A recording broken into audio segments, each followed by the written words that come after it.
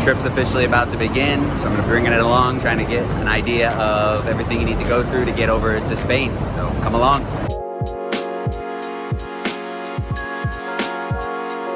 What's up guys, Patrick here, tour guide and your guide to Barcelona and more. There's been a lot of questions and still a little bit of confusion about what you need to travel to Spain this summer, so I thought I'd try to help you out, give you a little bit of a sneak peek of what to expect. And I recorded my trip from Chicago over to Barcelona with a layover in Madrid so that you know beforehand what you need to fly. So without any further delay, let's get back over to the airport.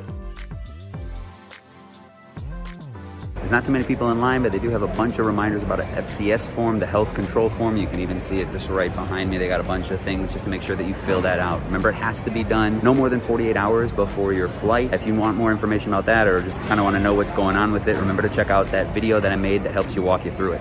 Honestly, guys, it was super smooth. I actually had more issues getting through security and just whether or not I should put my shoes on a conveyor belt in a bin or not.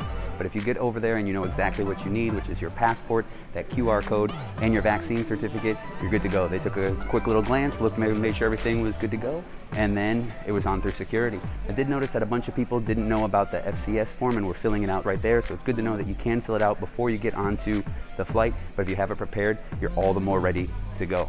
Obviously, those people weren't subscribed to the channel, and if you aren't yet, I don't know what you're waiting for. Little update before boarding, they just made an announcement asking anybody with a connecting flight that was going to get on the next one, the first stop was in Spain, to come up to the front desk, and that was just to check all that documentation one more time. They hadn't done it here like everybody else, so they just wanted to make sure that everybody had the vaccination card, the QR code, and passports and everything were in order. You can also see there's quite a few more people than on my flight over from Spain back to the States. Looks like people are back out traveling again.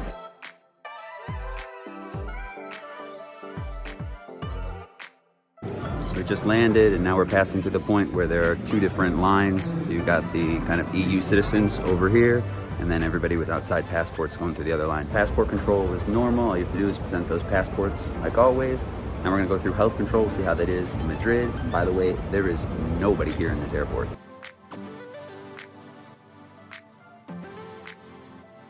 So again, super simple process. Remember to have your QR code directly ready for that health control checkpoint. Basically what they did was they scanned the QR code and you were good to go.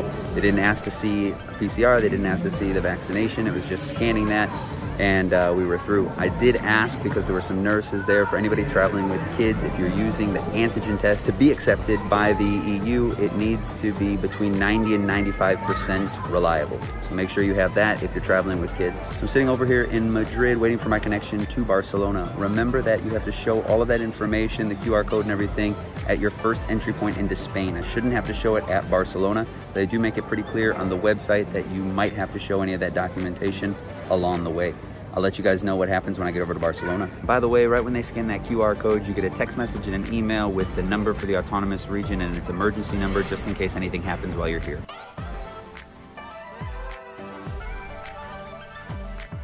So here in Barcelona, to exit out the baggage claim, you have two different lines for international and domestic flights. So if your first stop here in Barcelona is coming from an international destination, you got to go through those health controls. If you're coming over from another city in Spain already, you don't have to go through those again, just out the baggage claim.